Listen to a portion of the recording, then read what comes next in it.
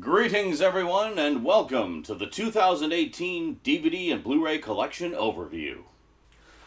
Okay, well, it's been a long journey getting through this bookshelf, but as you probably gathered by now, I'm a huge sci-fi, fantasy, comic book adaptation nerd, so of course it's going to be one of the biggest sections. So, this time around, we've got a whole bunch of sci-fi TV shows, most of which have been relegated down here to the DVD overflow shelf because, well, the vast majority of them are on DVD. I've got a few on Blu-ray, which I covered in some of the other videos, but just for the completeness' sake, I'll probably pull them off the other shelves just to include in the TV shows section. So, okay, here we go. Sci-fi TV shows today on the Multimedia Chronicles.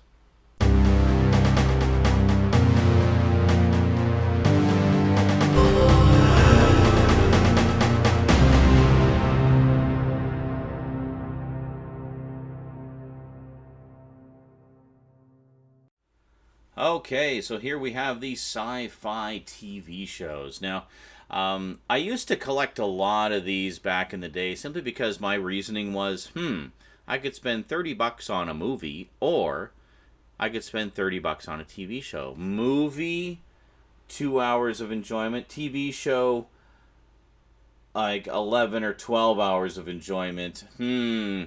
It just seemed like the better overall value to me. So, like I was getting more for my money. So I bought a lot of TV shows back in the day, and usually sci-fi ones.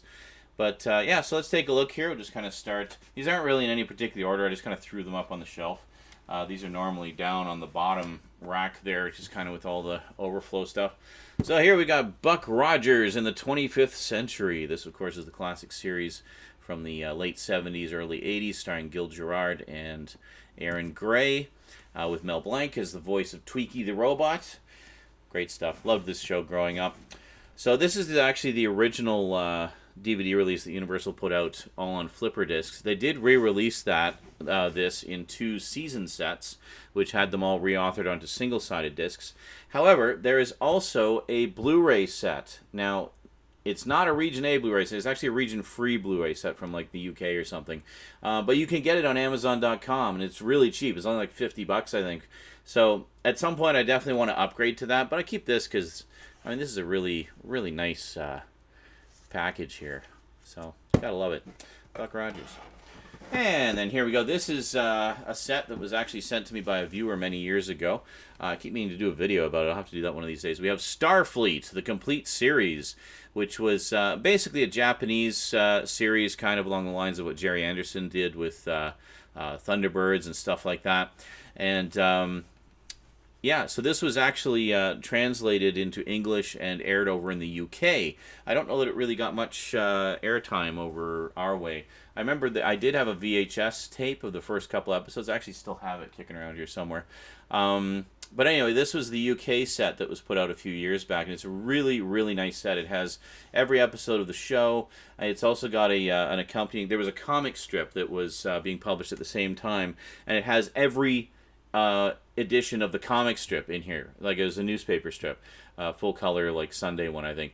So anyway, it has a book here that actually reprints every single edition of the comic strip. So it really is the most complete edition you can get. Now, I should mention, those of you who can't play Region 2 stuff or whatever, Discotech actually recently put out a set of this as well for the North American market. Now, I don't know what it has in terms of contents, how it compares to this edition, but yeah, if you want to grab Starfleet, it's good. If you like these sort of marionette shows, this is a really good one, and it's a lot of fun. I like it a lot.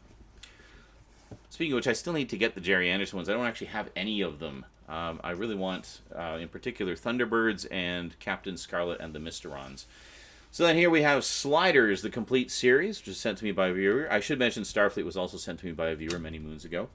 This was sent fairly recently.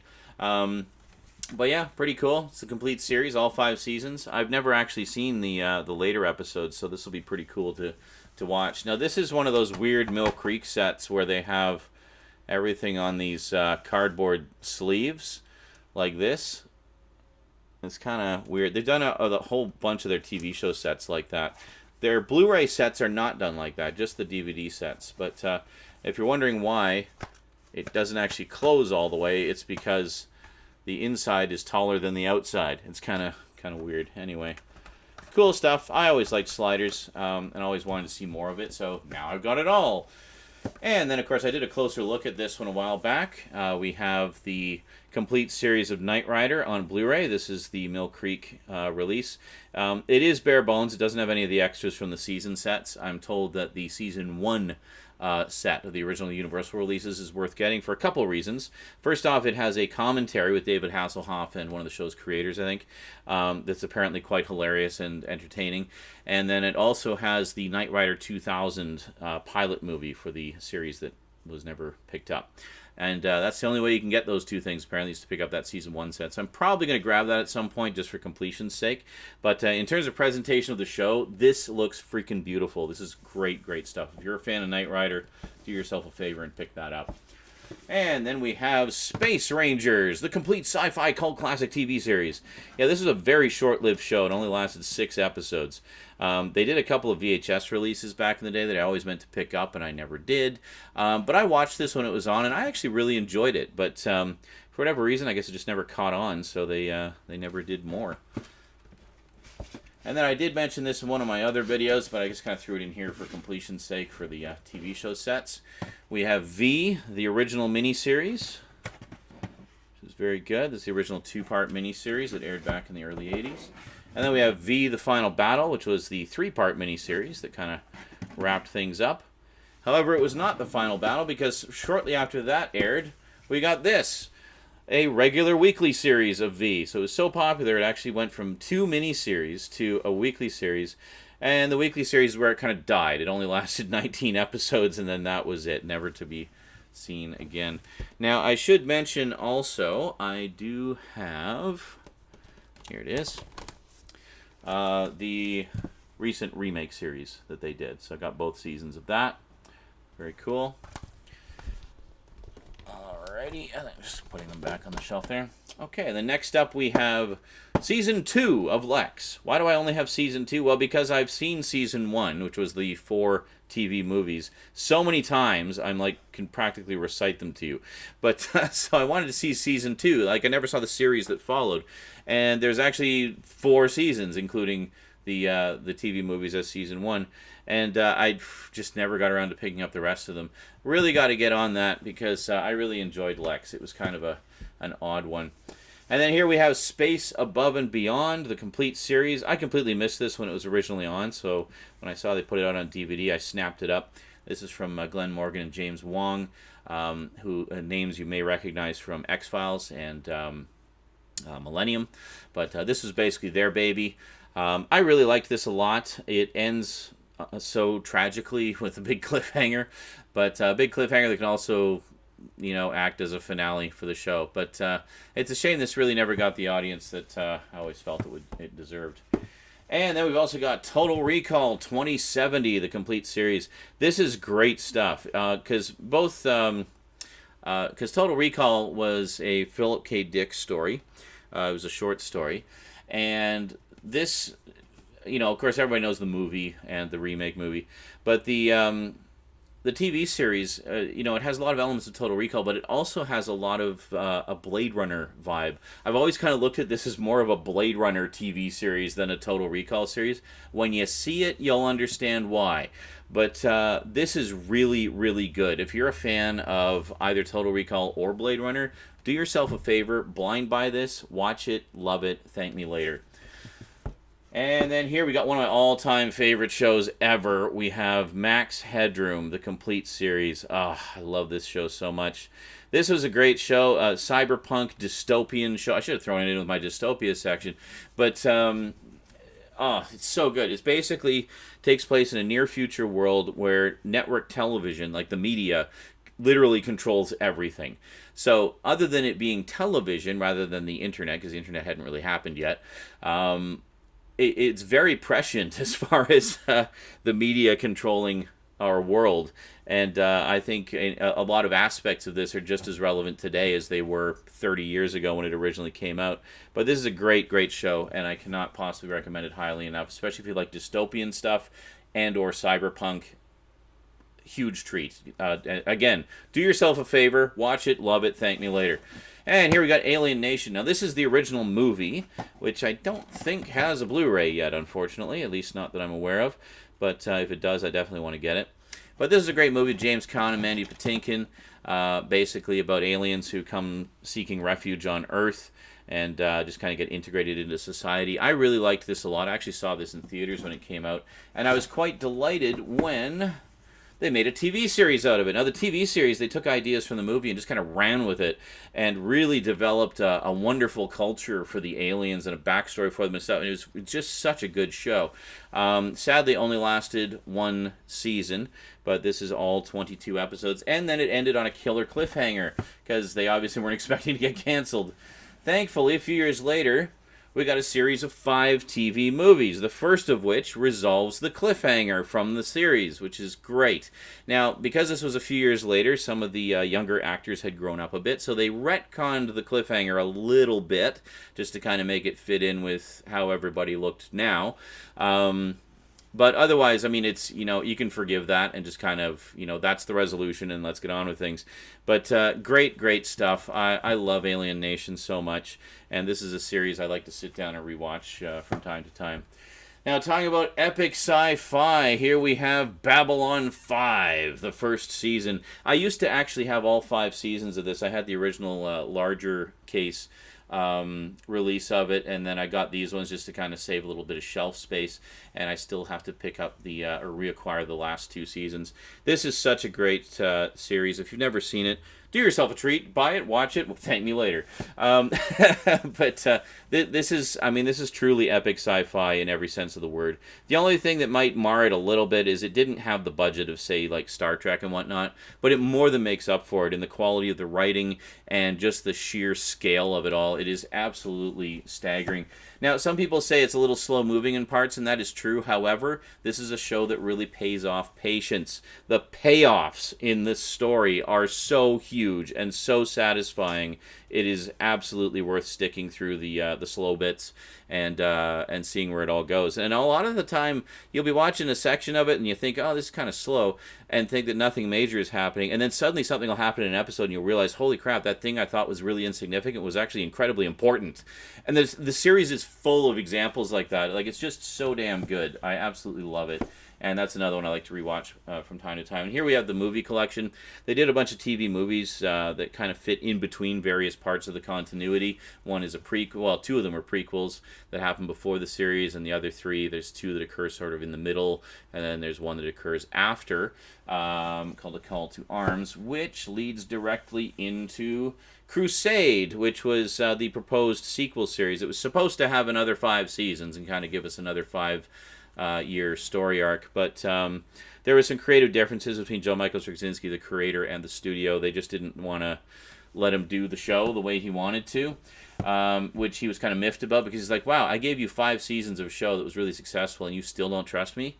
But so basically, due to creative differences, and I think the ratings weren't quite as good either, it got canceled after only 13 episodes, so that's unfortunate. And then finally, we have Babylon 5, The Legend of the Rangers, which is another sort of post-series attempt at a revival, and didn't do very well, and that was essentially the last sort of regular Babylon 5 thing we had. And then finally, there was also one called Babylon 5, The Lost Tales, which was done a few years later. I don't have that one. I've actually never seen it. Still need to pick that up. And it was basically 2 sort of short films, like sort of like episode-long films, roughly, that told some other stories in the Babylon 5 universe. So next up, of course, we have, I talked about this before, we've got the Planet of the Apes animated series from 1975, which I absolutely love. Done lots of videos about Planet of the Apes. Well, one big one anyway. And then the live-action series from 1974, which I also absolutely love. I just love everything Planet of the Apes. I think it's one of the all-time great sci-fi franchises, and I love it. Okay, I lied. I do have some Thunderbirds. I've got the 2 theatrical movies. The International Rescue Edition DVD of Thunderbirds are go. Now, Twilight Time actually released a double feature of both of these movies a while back, and I kept meaning to grab it, but I didn't, and, well, it's long gone now, unfortunately. But, yeah, one of these days. So that's why I hung on to the DVDs, is because, well, I missed out on the Blu-ray. Next up, some of you were asking, hey, how come you don't have War of the Worlds? Because I mentioned War of the Worlds in my Spielberg section overview, and I completely forgot. I should have included these in with those.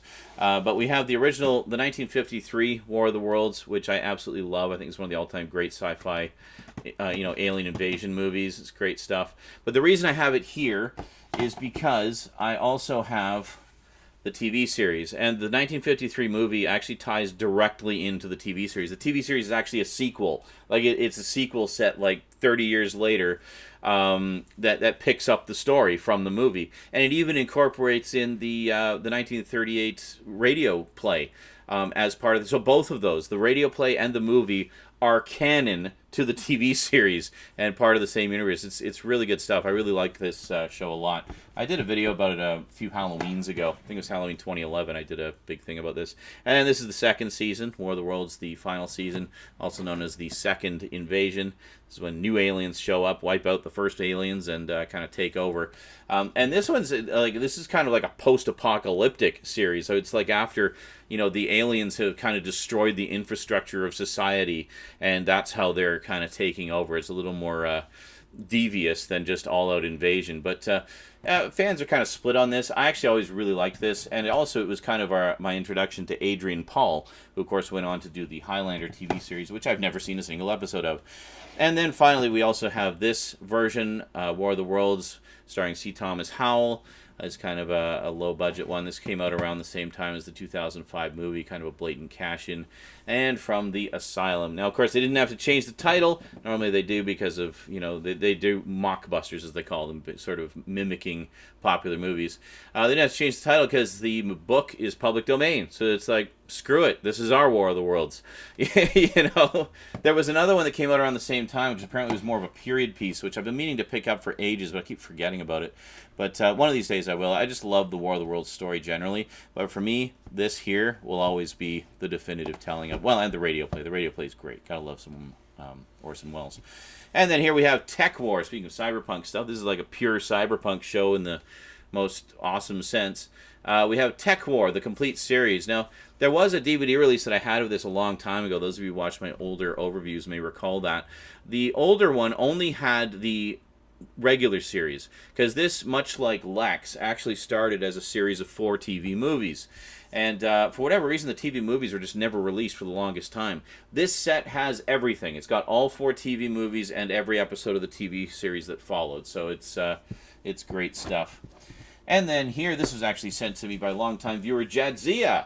We have The Outer Limits, Season 1. So this is the 90s revival series of The Outer Limits. This was so good. Like, this is an example of how to do a revival series right.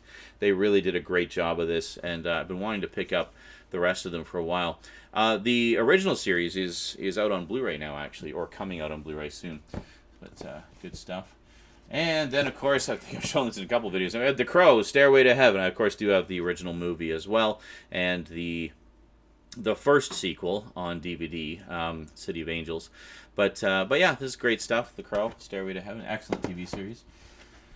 And then we have Dune, the Sci-Fi Channel miniseries. This specifically is the Director's Cut edition, which, quite frankly, apparently is the one to watch. Has a lot more little character bits and just kind of fleshes things out better. I really liked this a lot, and I sit down and rewatch like all 5 glorious hours of it periodically. Great stuff. I really like it a lot. I do have the David Lynch film as well on Blu-ray. I showed it in one of the other videos. Where is it? Hold on. There it is, the David Lynch film on Blu-ray. All right, and then next up we, of course, have Children of Dune, which is actually, it's a 3-part miniseries which adapts Dune Messiah and Children of Dune, which were the second and third books that Frank Herbert wrote. I think it was because Dune Messiah was a shorter book. It's actually the shortest one of all of them. So they were able to squeeze the gist of it into one part, and then had the other 2 parts for Children of Dune. I really enjoyed this as well. I mean, it's the first time that those books have been adapted. I really need to pick up Jodorowsky's Dune, which is basically about the version that he was working on that never got off the ground.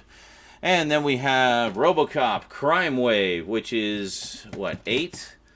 It is 8 of the 12 episodes of the mid-'80s or I guess late, I think it was 88 this came out, was the Marvel Sunbow animated series of RoboCop. Because, let's take R-rated movies and turn them into children's cartoons, right? Yeah.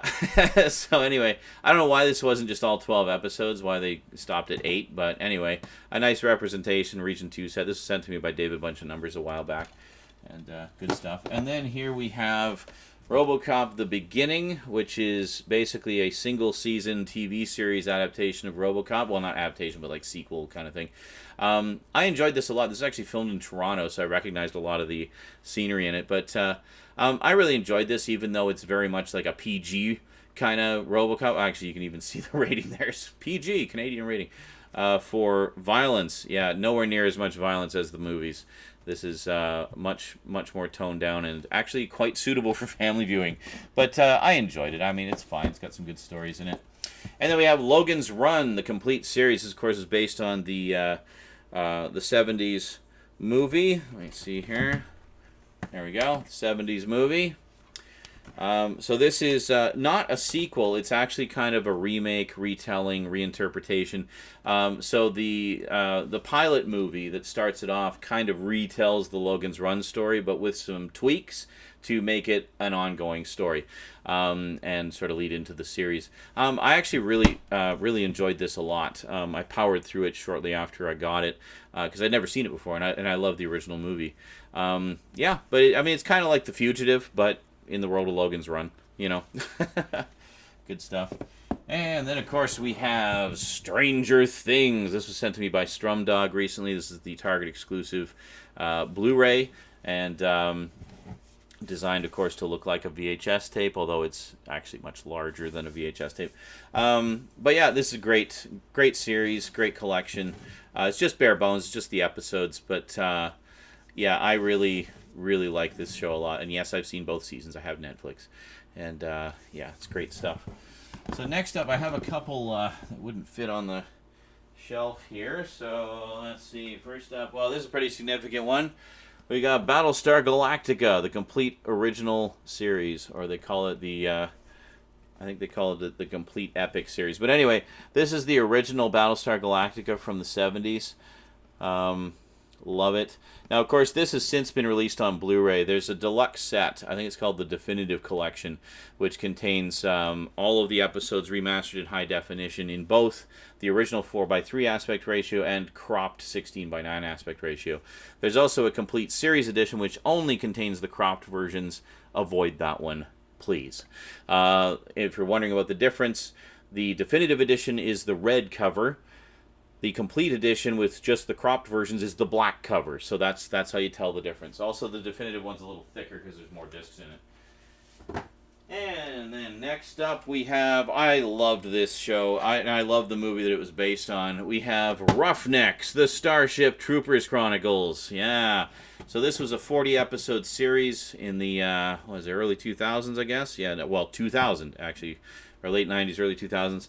I really like this a lot. It basically kind of a retelling of the story and expansion of it, and it's absolutely wonderful. Just the animation's a little dated by today's standards. It's an all CG series, but the stories and the acting are just so damn good.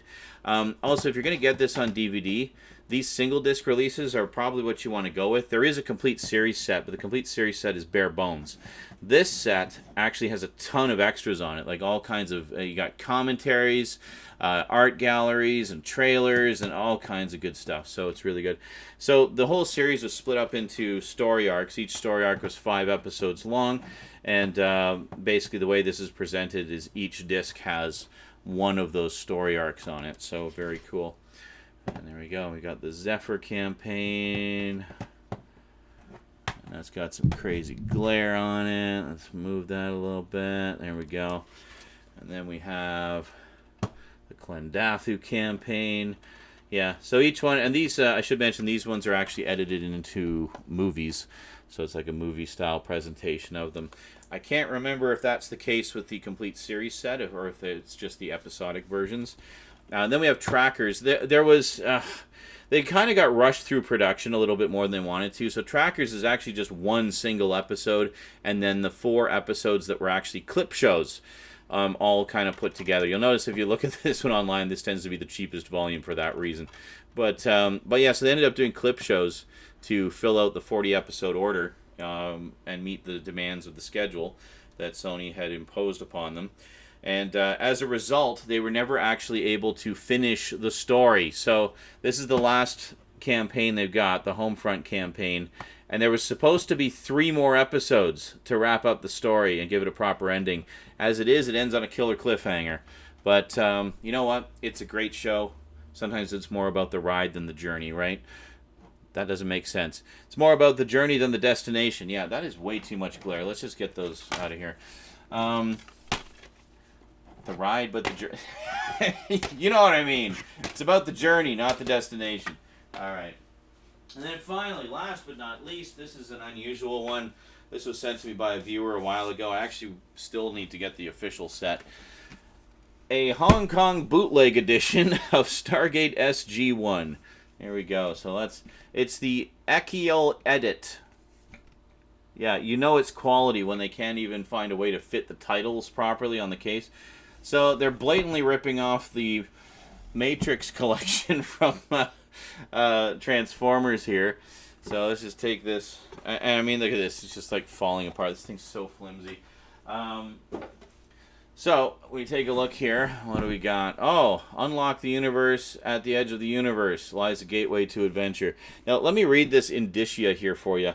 It says, can we actually get a look at that? Let's see. Here we are. Warning, for non-commercial private exhibition in horns only. Any public performance, other use, or copying is strictly prohibited. It's strictly prohibited, folks. So be warned. All rights under copyright reserved. Yeah, that really sounds official, doesn't it? Doesn't that sound great? So let's crack this bad boy open here, and I'll show you. Now, to be fair, the box is actually quite sturdy. That's a good solid box. Whoops, sorry, I'm tripping over everything here. And then, oh, look at this nice velvet lined, and then there's a ribbon there. Oh, it's beautiful. And then we open it up, and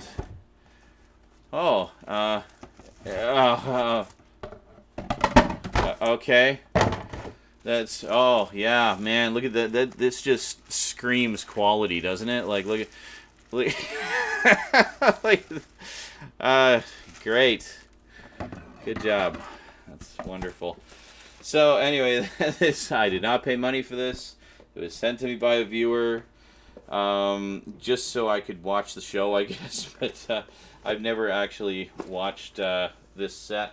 I just kind of keep it as a curiosity because it's just, you know, it's a perfect example of just how crummy these Hong Kong bootlegs are.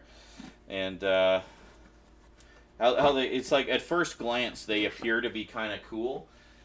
And then when you actually get into the meat of them, you realize just how shoddy they actually are. So as soon as you open that box, haha, surprise! Yeah, and also all of those discs are single-layer discs that, you know, they're like literally half the bit rate of what's on the official releases. So, yeah, just get the official releases, people. Don't support these rip-offs. Anyway, that is it for the Sci-Fi TV shows. Hope you enjoyed, and I'll see you next time. Until then, thanks for watching. Big thanks to my Patreon sponsors, and sayonara. Sure enough, I forgot another one. I found it on the Overflow Movies, which we'll be looking at next time. We have Quark, the complete series. It's basically a sci-fi comedy parody series starring Richard Benjamin, who I, of course, recognize from Westworld. Really funny guy, great actor. But yeah, this was a very short-lived sci-fi series. The pilot episode is kind of eye-rolling. The regular series that follows, however, is freaking hilarious, and it's a lot of fun. I definitely agree. I definitely recommend it for anyone who enjoys a bit of sci-fi comedy. Okay, now, that is actually it for the Sci-Fi TV shows. See you next time.